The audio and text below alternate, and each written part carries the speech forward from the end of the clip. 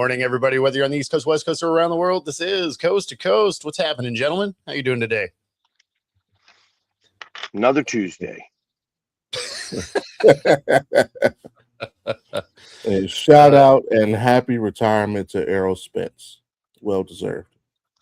All right. Who? Errol Spence. You may remember him from being on the receiving end of a lot of punches from Bud Crawford in his last fight before Crawford fought Canelo. The other black guy who was his face, it didn't look right after the Crawford fight. So you may not know who he really was. That was Errol Spence. He fought his last fight this weekend. It should be his last fight. Well, I mean, it makes sense why you don't remember, right? Nelly put it out there best. 2's not a winner, 3 no one remembers. I don't even know if he was third Saturday. Oh, man. Well, at least he knows his next endeavor. Not boxing. Yeah, right. Speaking of guys that, are on to their next endeavor, we got Geno Smith in the news as kind of a lot for a guy that's not really doing anything. Now, you probably all remember his exploits with the Raiders, yelling at the kids' camps. This is why I make the big bucks, because, some of the parents weren't having it, and he's, popping off at them. Since he's gotten to New York, he gets a speeding ticket, yelling at a cop, "Do you know who I am?" Which immediately makes you a douche anyway. And then like if you're doing that, come on. So then he has his alleged domestic violence situation. That is ongoing. So who knows what that is. He gets pulled over again a couple of weeks ago. No ID, 70 and a 45. The video of that, the cop was being nice, right? He was just like, "Yeah, it's a beautiful car. Got to have your ID, man." Like, that is too fast for a 45, those types of things. So that one didn't blow up. But this one, again, this is just reportedly, I don't have any video or anything of this, but if it's true, it's hilarious. Is he was trying to get into a nightclub, and first off, training camps are started. Like, what are you doing? Maybe try and get better at your craft. Just saying. But in any event, he gets to the door. They're like, "Yeah, no, you can't come in." He's like, "Do you know who I am?" And they're like, "Yeah, we know who you are." And if there is video of that, send it to me. Because I haven't found it, but man, I want it.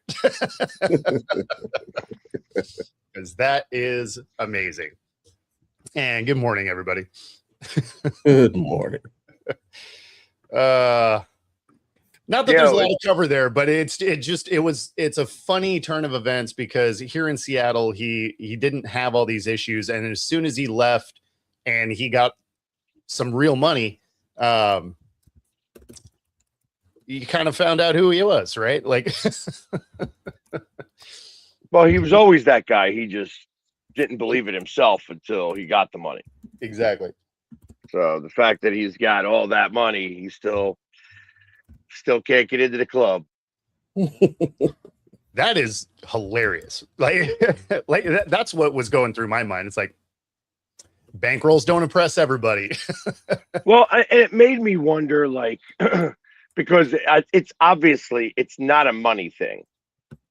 Yeah, it's the lack of money. Like, he's flashing the money to get in and then decided not to pay. Like, that's what I feel like happened there. Because that's like a common thing. Like, hey, we want you in here because you are a quarterback in the NFL. Yeah. Any club, real club, wants that. They want publicity. Free publicity at that. And you're like, what? I'm going to comp some drinks. People that are here are going to bother him. So, we'll give him a VIP booth or whatever. Mm-hmm. Yeah. No, I used to do promoting for some nightclubs. So, like, I get it. And It's why it's even funnier that he couldn't get in. I could not picture Bo the promoter. I would have to see this live and in person. Yeah, no. I did back when I was still playing. Yeah. Suited up, suit and tie. No, God, no. That's what I was thinking, though. You'd have to be suit and tie for that. It depends on the club. No, like it was a few different nightclubs in Seattle, but no. So I was given drinks in the VIP booth and all of that, and then I got paid based on who dropped my name at the door. So I got $5 a head for 5 different clubs downtown. If you drop my name at the door, I got paid. And so, hey, like it was a solid hustle, right? So then you'd pop down there and you get free drinks in a VIP booth, and you're just there to kind of have a good time for the night. And then they hand you money on your way out the door. Like it really wasn't a bad deal. Other than you had to go out a lot more than I wanted to. Yeah, well, I was gonna say you're spending a lot of time at the clubs. Yeah. So you are. I mean, figuring that the money that they're handing you at the end of the night, you've probably already spent. Well, no, because I was drinking for free. But yeah, but you're still tipping and things like that. Yeah. But no, I mean, like it was fun. Like it was a good time. I did it for about a year, and then I was like, hey, I'm tired. I have this thing called my bed I want to hang out with. So yeah. But no, it was fun. It was fun. But no, I wasn't like the suited up at the door guy. Like I was more treated as as a player, right? Like so which if I had to be the stand at the door guy, there's zero chance they would have convinced me to go do that. Yeah, I'm not the bouncer. I'm the I come in and party with me, not see me at the door. That's exactly right. I did it for like a month out here. Yeah. Yeah. And then I mean, that would be exhausting. And I was like, yeah, I'm done. Yeah. Well, Vegas is a whole different animal.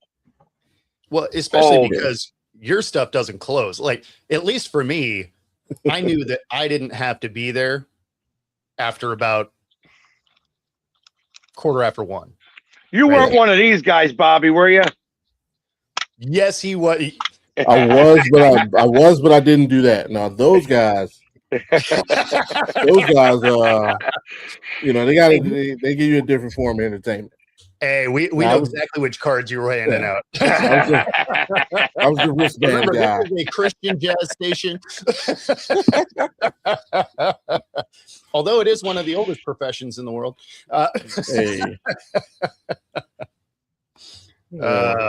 Man. Oh God, man, that is the greatest promotional tool, and it works every time. They flick those cards. You have to look. Like, what is that? And I know better. I know because I've learned like a lot of it cracks me up though when you have like a guy and a girl walking down the street and they do that and the guy still takes the card. You know what I mean? Because then the reactions you see from the women that are there, it depends on how long they've been in Vegas and how many times they've been there before. Yeah. Because it's the guy who does it for the very first time and doesn't know what he's doing. Yeah. And the girlfriend who takes a look at the card. Yeah. They hand it to him upside down. They're slick with it. That's the thing, right? So then all you get is the right. I love people watching in Vegas. Like that is my for during the day. Give me one of those outside bars so I can watch those types of things happen, especially if you got like right behind them is the two can girls that are walking. You're just like, oh man, this dude is getting messed up today. Yeah. No, Vegas is fun. Vegas is fun. They're getting bold now. They're getting super. Like my wife and I, we went to a comedy show on the Strip a few weeks ago, and we're leaving, and one of those girls handcuffed her.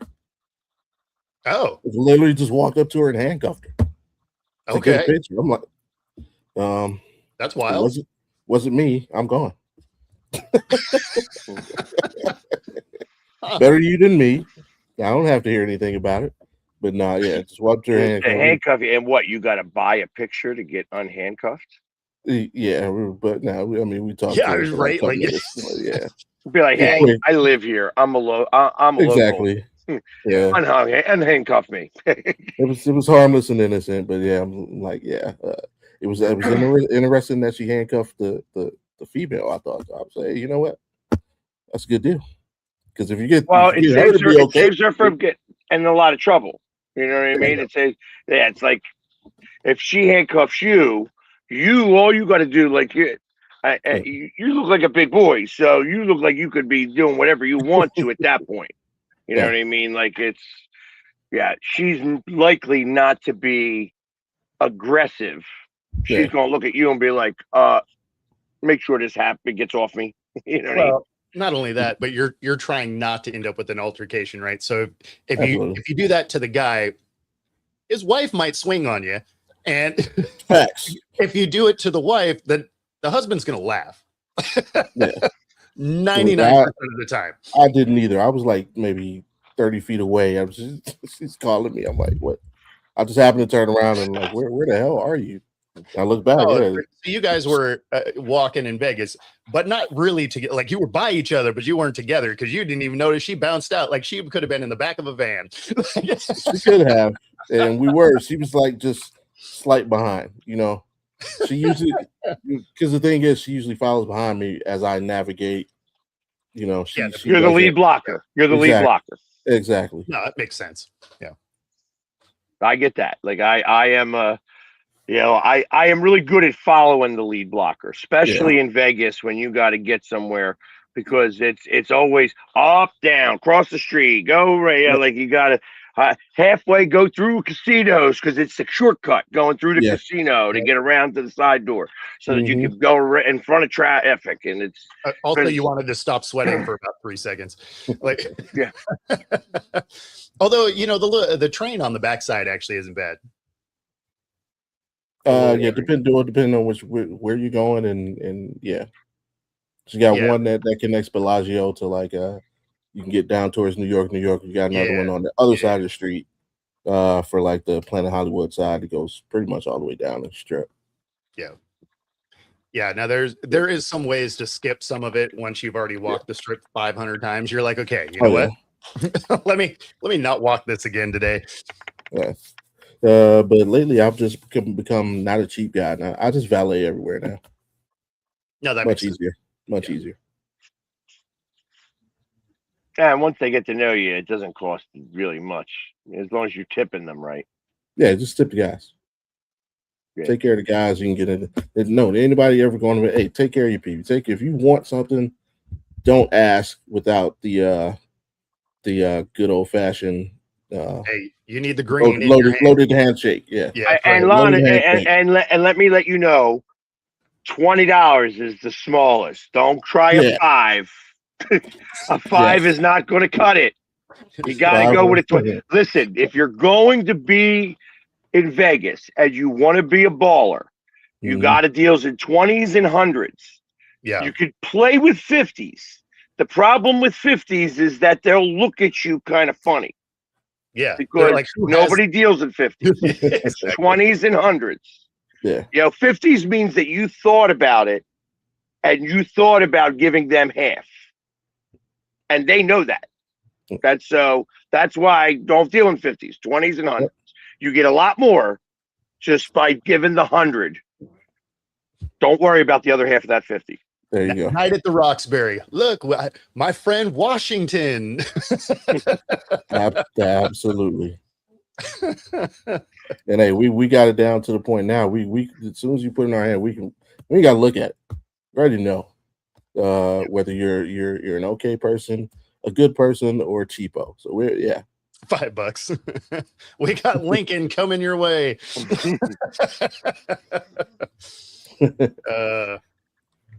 $5 gets you nothing anymore in Vegas. No. Nothing. It's gonna get you. I'll see what I can do. That's yeah. You know what I see? I see that $5 in my pocket. You need to give me more money. That's what I see. You know, Yeah, like I said, and the other thing you could do in Vegas that you can't really do. You're starting to do it in certain places now. Is you could go to and get a candy rush. I am a candy guy. I love candy. I love going into those candy stores where you got walls of stuff that you could just put your bag underneath, hit the lever, and it's Yeah. going to fill the bag up. And then you just put it on the scale. And it's like, I could do that all day long. I'll go in there, and then you want to talk about needing 100. It's like it's terrible for me because I'll blow through $100 in candy. And then the worst part about it is before I leave, I got to go do it again because I already ate all that candy. Now I'm with you there. So I'm not a desserts guy, like cookies and cake, and like I don't really care about any of that. But I will roll through candy, and no question. And I'm like I love runts. So and if they got all the bananas, just the bananas alone, I'll sit there and fill up bags of them bananas. That's the one runt that I'm like, yeah, like I'm straight. I don't need that. Like those ones are funny though, because you either love them or you don't really care for them. Right? True. I don't know anybody that's like in the middle there, because I know a couple of people that are like super about the banana ones, and anytime I would get them, I'd be like, oh, here's all my bananas, because I was literally going to throw them away. Yeah, Red Hots are always good. Red Hots. Yeah.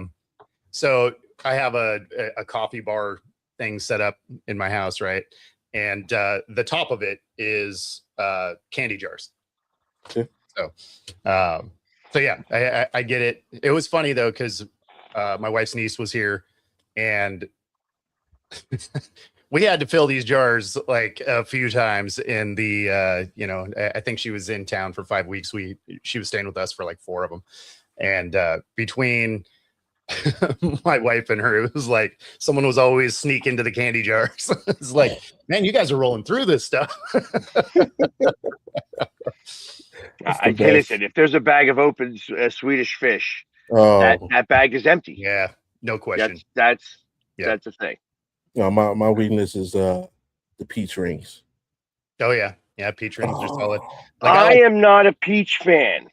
Okay. And I understand why people love them, and there's a lot of people that love them. You know what I mean? Especially because it's like half gummy, half of the cream gummy. Like it's like the white gummy, which is a not those. The Haribo's, they're straight gummy, just gummy and sugar. Well, it's the two layers. It's the two different kinds of gummy, right? And then it's got the kind of soury sugar on the top.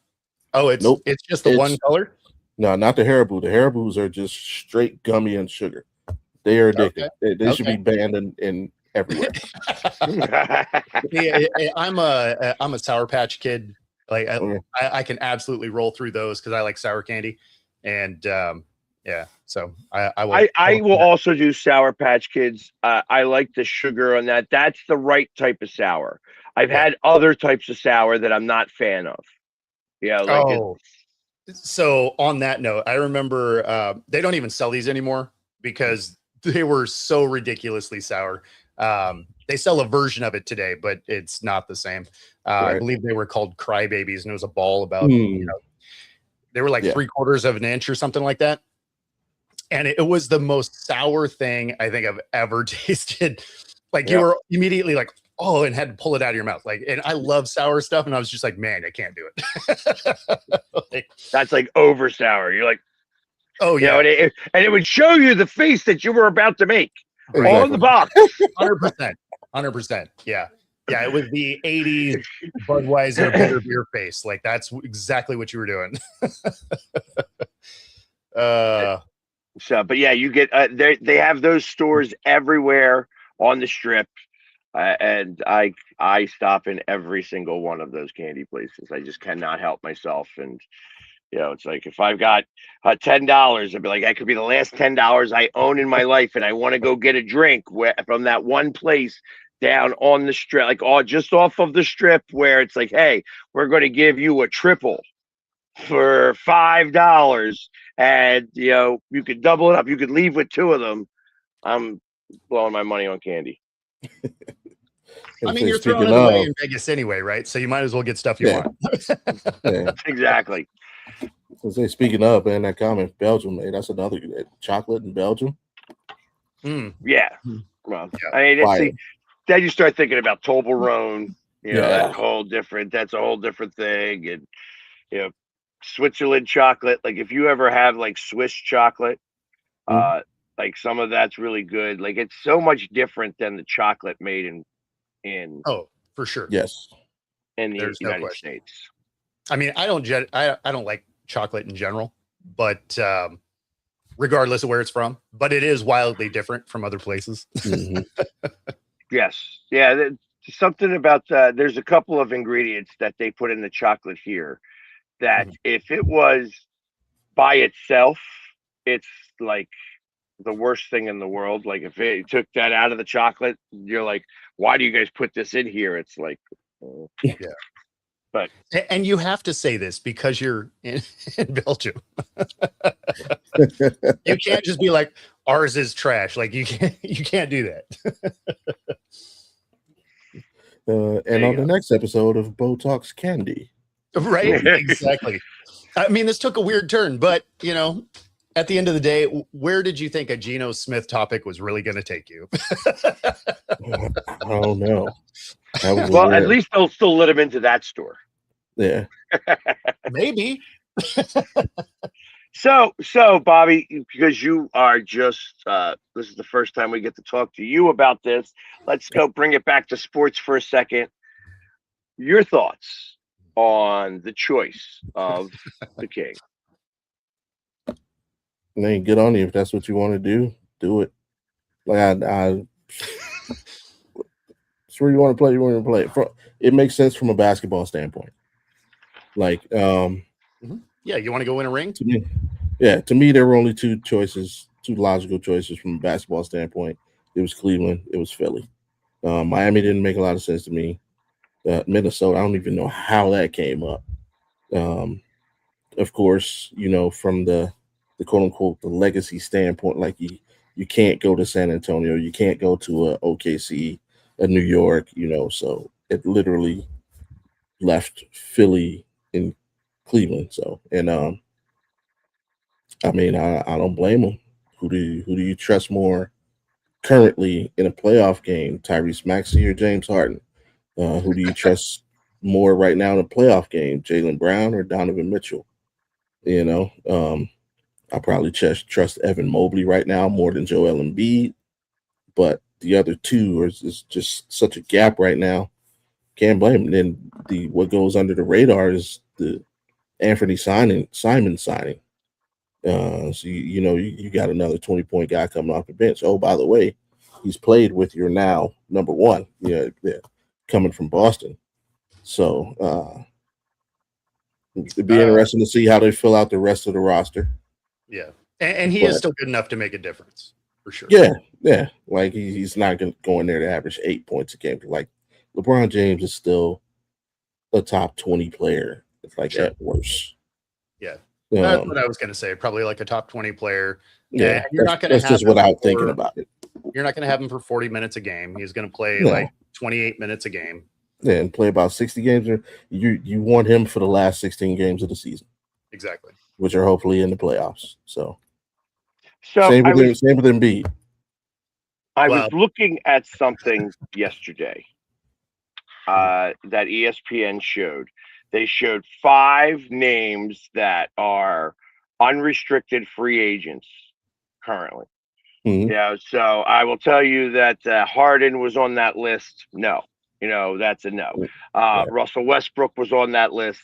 No, but there was a name on that list that intrigued me enough, and Draymond Green. Now, understanding that LeBron just came here for $8 million for 2 years, that using that as the line in the sand, would you go after Draymond Green to try to put him on your bench and make him the number 7 or 8 guy? I feel like that the one problem that these Sixers have right now still is a bench. They don't have the bench. at all, and that they have a good starting five. That when they are healthy, you for 26 minutes a game, you have a good team. It's when you start to get into the bench area that I start to question whether it's worth it or not. You're like, where are you going to come up with some people? And that they got, they may have a sixth guy, and I know they got the rookie Phylon who could maybe be number 7 on the list, but I feel like that the reason why the Knicks won the championship was because they were using 9 to 10 guys a night. And whether they were playing 14 minutes in the number 9 and 10 spot, or they're playing 20 minutes in the 7 and 6, 7, and 8 spot. Yeah. The fact that you were able to rotate guys in and out of there and they were fresher for longer, you're going to need that. And especially because of the age and the hospital sign that comes with some of these players. Right. You're going to need to extend them by bringing people in. Yeah. And yes, it is a little bit of a problem when you figure a 40-year-old guy is still a top 20. That does give you a little bit of you're not excited about the league, right? I don't know. That just shows how great that 41-year-old is. No. He's phenomenal. But at the same time, it means the younger talent isn't there yet. Right. Yeah. I'm on the other side of that coin. I mean, we've only seen this, maybe 2 other times. You go Kareem. And you go, hell, maybe that's it. Yeah. There's not many times where somebody even Jordan at 40 years old was horrible. Like he was. He had. You definitely weren't thinking of him in the same light you're thinking of LeBron. Yeah, right. No, he had moments at that time, whereas LeBron is consistent. Yeah. Right. And really, he only ever had those moments when he was playing against like Kobe, the elite in the league. He would elevate his games for those people specific. But when you remember him as a Wizard, he was horrible. You know what I mean? He wasn't Michael Jordan. And it was like that was the 2 years that he shouldn't have played anymore. Yeah. I mean, the team around him was ridiculously bad too, but right. Well, I mean, but he was Michael Jordan still. You know what I mean? He was supposed to elevate all of that, and that didn't happen. I mean, I thought that realistically, when all was said and done, the only choice there was to make was Philadelphia. Only because, only because you could say whatever you want. He didn't go to a championship team and help them win more championships. This team has been stuck in the second round of the playoffs forever. So that is a legacy move. If he was to get them over the second round and into the finals, all of a sudden that goes on your legacy. Sure. You could say you had Embiid, you have all these other players. All these other players couldn't do it without you. Yeah. Yeah, it wouldn't have the same feel as if he would have gone to Golden State, right? Because then all of a sudden you get that same issue that KD had. Yeah. Now, can you say that maybe they wouldn't have won those without KD? Sure. But they won one without him. And so that narrative is always there. They're like, oh yeah, you went to a 72-win team. Woo. Yeah, of course you won. Right. Similarly, I think if even though they're removed from their championship runs, I think the narrative still would have been there had he gone to Golden State. So to your point, this is a great spot for him because it's a team that hasn't been able to get over the hump. He might be the difference to make that happen. Yeah. He can still be the finals MVP and like it would be no question that he either led or had a big role to play in them winning the championship. For sure. Especially because I mean, going to be let's hurt for face half it. the year. Let's face it. If the Sixers win this year, and even if Embiid plays 70 games and has 35 and 15, they're still going to say it's LeBron's fault. Yeah. It's LeBron's leadership. He taught Embiid how to take care of his body. Right. Right. That's because so ultimately, I mean, that's going to be the narrative now. And listen, and I say this all the time. You win a championship in Philadelphia, we build you a statue. Yeah. So it could be this big, but but the pillar is going to be like 10 feet tall. And listen, we were just trying to do life size of Allen Iverson. For David, like Kareem, it wasn't that he was top tier. Kareem, in his age 41 season, he still averaged 10 points, 5 rebounds a game, shooting damn near 50%. Made an all-star team because he was Kareem. Exactly. But yeah, he was productive. He wasn't just on the team just because. Yeah, I mean, unless Embiid was going off or something, yeah. Like LeBron would have to play really poorly to not win. I mean, when I think about LeBron, he's starting to get into the level of Wilt Chamberlain. And what I mean by that is Wilt Chamberlain was considered returning to the NBA at 48 years of age. Like he didn't come back, but ultimately there was a chance that he could have, and he probably still would have been like a dominant force at 48 years of age. So when I think about like 40 years old, and that's not old, it really isn't. Like I'm 53 years old, and I will say that, not that I'm in the best shape of my life here, but I am still fairly active for 53. That's not the way it used to be. At 53, you were old and you were done playing sports. You were like, you weren't even playing men's leagues. Right. The world has changed tremendously. Well, that's an understatement, because when you think of a show like the Golden Girls, they were all younger than we are today.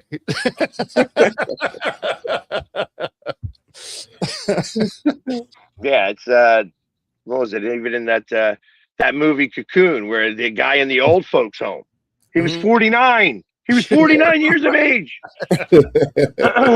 Yeah.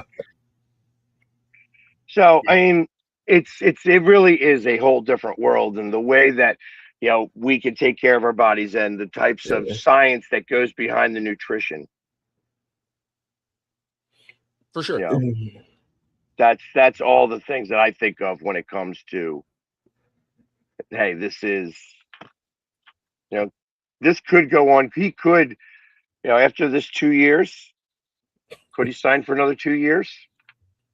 No, I think I think that'll be it. Yeah. Especially if what we were talking about before, if he wants to get into the ownership group in Vegas, he would have to walk away in time for that. Yeah. If he wants to. That's if he wants to. Yeah. Let's go. Let's fast forward and say, okay, they win back-to-back championships. Hey, Spence showing some love. There you go. It's actually a body double. He's not even doing it anymore. Hey, there's a reason why I shave all this. I look like Paulie Walnuts.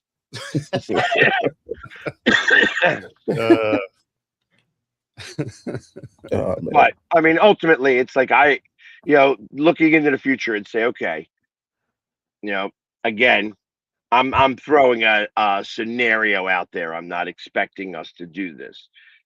They win back-to-back championships. Then he probably comes back. Like you try to three-peat, right? You go until you fail, or do you say, hey, I ride out on top? If you were to win 2 more, because that'd be 6. Well, yeah. So then he almost has to come back to try and get a 7. No. Nah, you're content then. You're 6 with every single record that exists that probably will never be caught.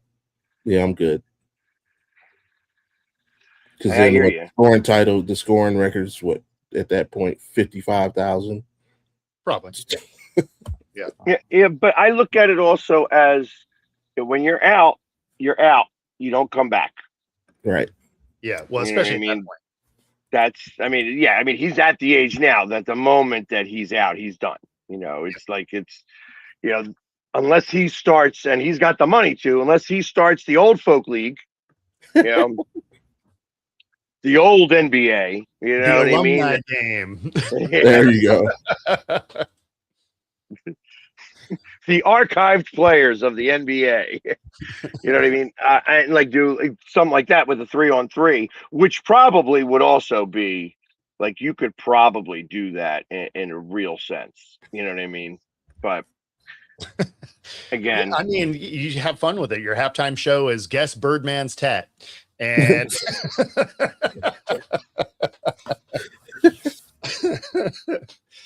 but man. either way, it's like I said, it's interesting to me on the hoopla that's come with this, the interest that's come with this, the amount of external business that's being done right now to position themselves in Philadelphia that have nothing to do with LeBron, that's caused because of LeBron. Yeah. You know, it's like it's very interesting to think about some of the things that are occurring just because he chose to play basketball here for 2 years. Yeah. Well, the financial effect is massive. I mean, downtown Cleveland was a super roller coaster. I mean, when he got drafted, you know, when he decided to leave, and then when he came back. So, the flats. Yeah, everywhere, every single area downtown, West 6th Street, like there's yeah. So yeah, it's a great time to invest in cheesesteaks. Great time. You know, I wish I could do that. I wish I could be invest in the cheesesteaks. I mean, we got Skinny Joey that did it, so if he can do it, anybody can. I don't mean that. Not everybody can do that. Yeah. But is that the most difficult industry to break into? Restaurant? No, because good food, if you make good food, you will have people come to you. That's a firm belief. Like it's like it doesn't matter where you are in the world. Yeah, it does. You know, in fact, you could have this shack that's in the middle of nowhere. Sure. And if people think that that is the best place to get something, all of a sudden people start to travel to go get that something. And that's a real statement, I think, across the board. You know, like if you do something well, you're gonna be able to serve that food. And that's what I feel like restaurants don't understand. You know, like if I ever owned a bar, and I say this all the time, I would love to own a bar. I would have like 3 or 4 things on my menu. Those 3 or 4 things would be the best things that that I could ever make. Yeah. And that's it. I don't want to do anything else. You're coming to eat those. That's it. End of story. You know, and we're going to be known for the best of this. Yeah. You know, when I had that conversation with the owner of the bar downstairs, he's kind of taken that into consideration, and he's got a menu that only has 6 things on it. Yeah, that's perfect. You know what I mean? And he does those 6 things really well. Now, so there used to be this little Italian restaurant. It's gone now, but the guy moved here from I forget exactly where in Italy he was. But you walk in and there's like 6 tables, no menus. He comes out and he talks to you, like has a normal conversation, things you like, whatever. And then he just makes you something. And it was the most ridiculous food ever. Like it was so good, really expensive, but tasted amazing. And yeah, it was like 6 tables. Dude was never slow. Like yeah, you never got in. You could never get into those tables. Like that's the thing. You had to plan 2 months in advance to schedule an appointment, because that's what it is. You have an appointment with a food doctor. Pretty much. That's how that works. You know, like because and real restaurants operate that way. Like real true restaurants, you are setting up an appointment with a food doctor, and that food doctor knows how to prepare the food. Like that's high-end restaurants. Let's just go ahead and say that, because you know, I don't know that that's true if you're rolling into a Taco Bell, but no, exactly. You're not making an appointment to go to Taco Bell. You're driving through. I mean, you're making an appointment after Taco Bell. You're making an appointment. As soon as you decide to say, you know what, I'm going out for a drink tonight, you've made your appointment for Taco Bell later on. You just don't know it. See, that's true. That's true. Especially if it's late. Yeah. Apologies to the listener. I can't help the random thoughts that pop in my head while talking sports. Intrusive thoughts winning every day. I tell you, and this episode is brought to you by the Food Network. So I'm going to go with, there's a general theme here today. We're all hungry. Yeah. Just a LeBron effect, but there's not an industry in downtown Philadelphia that is not about to experience a boom. Sure. Yeah. I agree. And interestingly enough, because they are about to build a new stadium, you know, with all these other things, it's like I liken this to when the Phillies brought in Jim Tomei. You know, he was a little past his prime. Cleveland to the rescue again.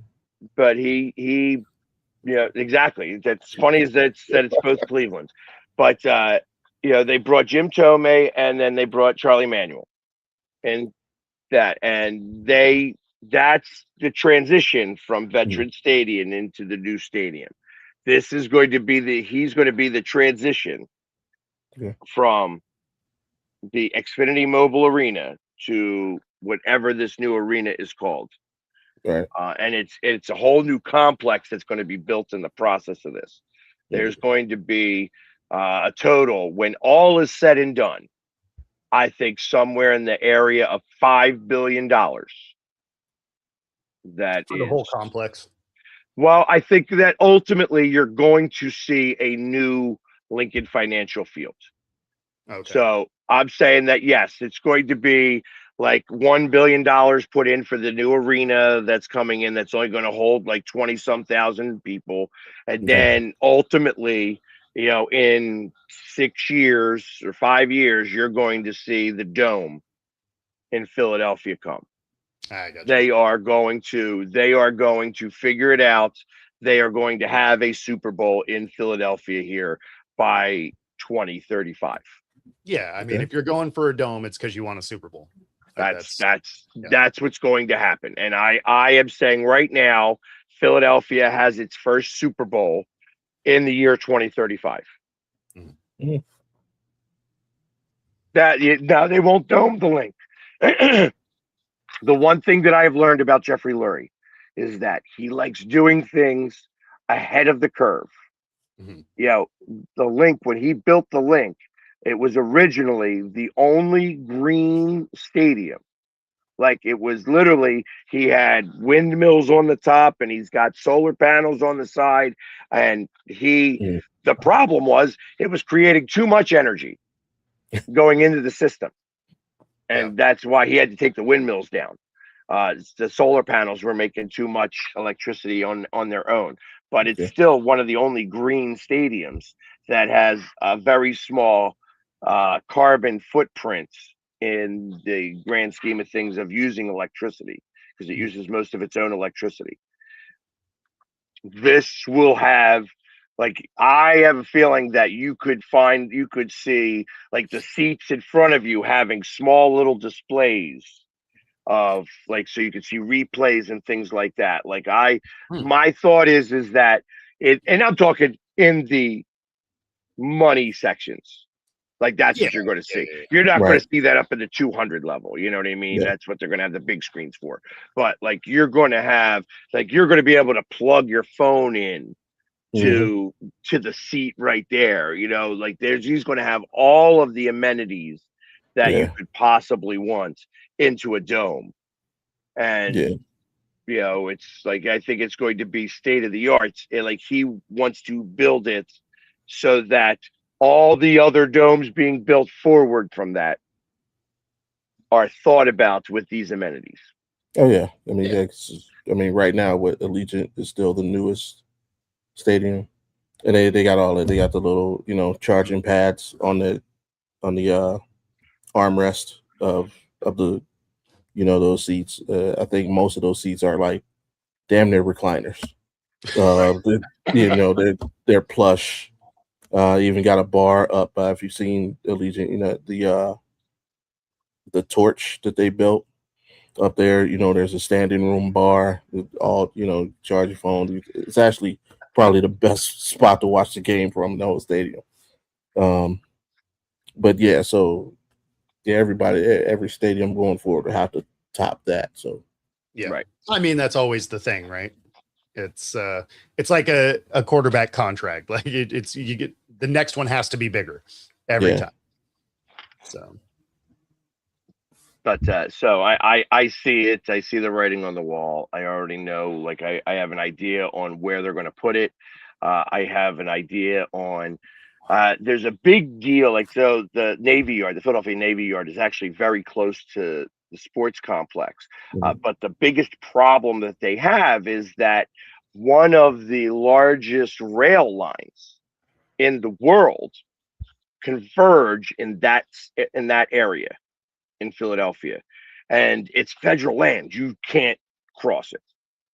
So they got to figure out their way around that. And my thought is that they're going to wind up going underground, and that once they figure that part out and you can connect the Navy Yard with the sports complex without having to go over the tracks, and you can go under the tracks or wherever they're going to try to figure out how to do it, you will then have a whole city that's built on the Delaware in the old Navy Yard. And they're starting to do it now. They're starting to figure all that stuff out now. Places that were barracks for, guys on ships are now becoming luxury hotels and things of that nature. And talking about speakeasies and things like that they're creating, like to give an old time feel for a place that's been underutilized now for decades. That's cool. Yeah, I wish I had $1 billion. I could just start to play in that game, but yeah, for some I don't. I don't even know if I'd mess with it with $1 billion. I think I would, just be cruising around on a yacht somewhere. Like You're saying the fight would be out of you if I had $1 billion, the fight would be out of me. Yeah, like I would do some stuff, but because I want to, I think the problem with billionaires is that they want more billions. Sure. They don't lose that fight. So I got to imagine I would be in that same group. Yeah, it wasn't on mine either. Wasn't on mine either, but it really, I mean, I guess I can't even say that, truthfully, because once you have that money, you'll have opportunities that you don't even know about without it. Right. Yeah. So I probably would still do stuff just because mentally I wouldn't be able to just not do anything. But but yeah, I don't know what it would be. That's for sure. Can you say that until you have the absolute ability to say no to everything?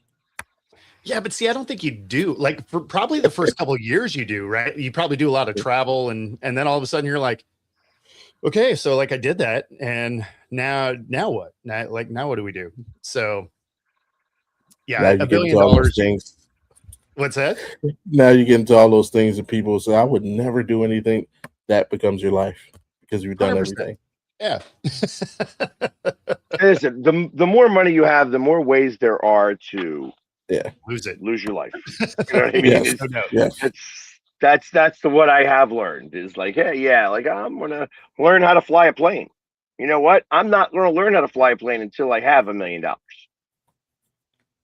Yeah. Well, I mean, a lot of times because you can't, because you got to rent the aircraft and fuel and all that. Like all the money that comes with that. Right. Correct. Like I would love to learn how to fly a helicopter. I think that'd be awesome. At the same time, that is a ton of money. Well, you know, and it's funny that you say that because ultimately it was told, said that that LeBron is going to live in New York. Yeah. And helicopter back and forth to Philadelphia. Sure. And I'm like, okay. I mean, that's what Kobe did. Not for nothing. Not for nothing. Yeah. That's what Kobe did. Mm-hmm. You know what I mean? It's like, that's not the way I want to think about that, but right. Well, you don't want to think of the end part of it, but I mean, just as far as the logistics, it makes sense. Yeah. Right. And so, like, do you want to live in New York City? Is that what you're doing? You're gonna buy you're gonna buy something on the top of Trump Tower? Well, it definitely won't be Trump Tower because I know him and Trump are not the best of friends. You know what I mean? So, but I mean, ultimately, is that what you're doing? So that, hey, I gotta get to the game. So let me go run outside and jump in my helicopter and head on down. You know, because what happens if it's really windy that day? I guess you missed the game. Yeah, I was gonna say he's load managing that game. Like, I mean, we're sort of like we are, but we're also just playing around with how much that and Red Hots and Brunts. Yeah, and other random food. Late night Taco Bell. I mean, you know, you've had it all in this show. I tell you, Bo, the club promoter. That's the biggie. Yeah. Well, I mean, you know, there's just some of those stories you just don't think about until you know there's a reason for them to pop out, and you're like, oh yeah, no, I did a thing.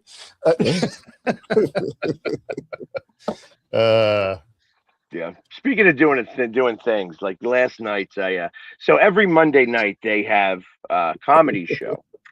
Okay. Like it's like an amateur comedy show, and anybody open mic comedy. So every once in a while, I go up there. Yeah. So this was one of those times I went up there, and I've learned that being slightly famous doesn't make you funny at all. Like you have to work on being funny.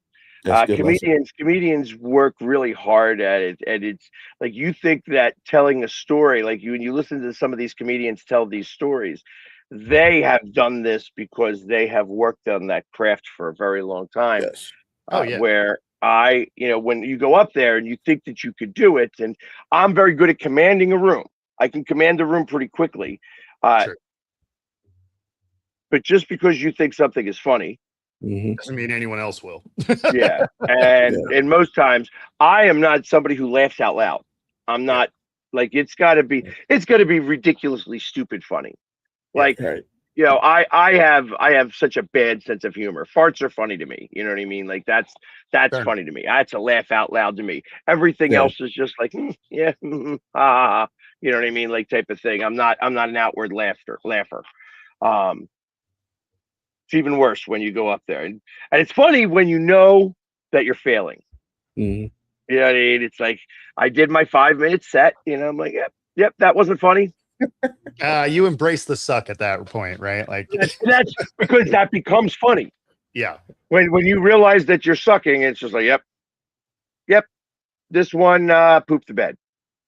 You know what I mean? So I it's funny because I talked to my neighbor who's also an influencer, and I said, hey, I'm doing this. He's like, he was streaming all night, so he didn't see it. He goes, well, how did you do?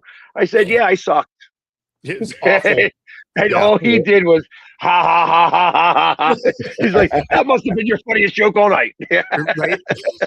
It was definitely the biggest laugh I got. Exactly. So speaking of pooping the bed, to do one actual sports thing before we get out of here, Vita requesting a trade out of Tampa Bay.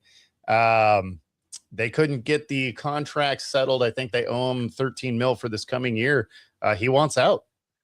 So that's kind of interesting. Where do you guys think he would go? Again, he's in his final year anyway, so it's not like you're necessarily going to try and give up a ton to go get him, unless you're a team that thinks you're going to be able to keep it. Cleveland. And it's like I'm not even actually being a homer. Like, okay, like we have a need. One of our D linemen is probably going to start the season on the PUP list. We have 11 draft picks, so we can offer, a mid-round pick, and whether it's a year deal or they decide to keep him, like it's worth the risk. To have a veteran like him play next to Mason Graham. You think you get him for something as low as a mid-round pick? Yeah. I mean, he's up there. Then it's not like he's like in his prime. He's on the back end. 31, something like that. Yeah, he's on the back end. And if you're Tampa, you probably want the situation just resolved. You just add him to the Rams. Pretty much. That's the other location. You can go to Dallas. Yeah, Dallas. Huh. Yeah. I mean, he's not going to the Rams, but if the Rams picked him up, then that means Aaron Donald's not coming. And if he does still go, like, just give him the ring. Like, just that'd be the most ridiculous attack ever. Pretty much. Unless people got hurt, it'd be tough to score. Yeah. I don't know about that. We'll see. Shout out to the Cardinals. If they got Vita and Aaron Donald with Myles Garrett, yeah, McDuffie, that defense would be insane. Yeah, all right. As soon as you play a game of Madden and you see the other dude pick the Rams, you're just quitting. Well, especially in Madden, right? Yeah, I'm not doing this. Yeah, those video games are a little bit skewed, right? All of a sudden, it makes you think of Tecmo Bowl with Bo Jackson. You just straight run away from everybody. You do that stupid little sweep to the right, and it's a touchdown every time. Yeah. So. Shout out to Jacoby Brissett, who finally got paid. Yeah, they finally brought him in, got some money. They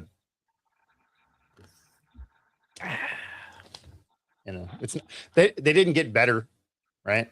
But to me, it was like a matter of principle. The dude, he was an ass robber. He just wanted the minimum of what a starter should get. Give me $20 million. That's all I'm asking for. It's like to make him struggle and go through a whole process just for freaking $20 million.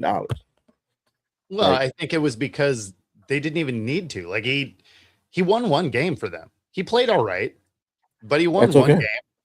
And you had Minshew in the building. He can win as many games as Brissett can win. So did you really need to? Probably not really. Yes, because other players are still watching your movements. And how you treat the guy matters. True. Yeah, it's like, hey, listen, it's the problem is that they made him dance. Yeah. And everybody is seeing the dance. They're not seeing the final. They're not going to see the final result. And if they paid him more than they were supposed to because of it, then that's one thing. Hey, we made you dance, and because you danced, we gave you more money. That's not what happened here. They made him dance, and they still gave him, the minimum amount of what. Yeah. So. That does get us to the top of the show. If you've been watching along, be sure to like and subscribe. Helps us bring our stuff to you. And, of course, if you are listening on 97.3 ICU Radio, we got some smooth jazz headed your way. Otherwise, we will see you tomorrow. Bobby, we'll see you next week. Take it easy, everybody. Yes, sir. Peace.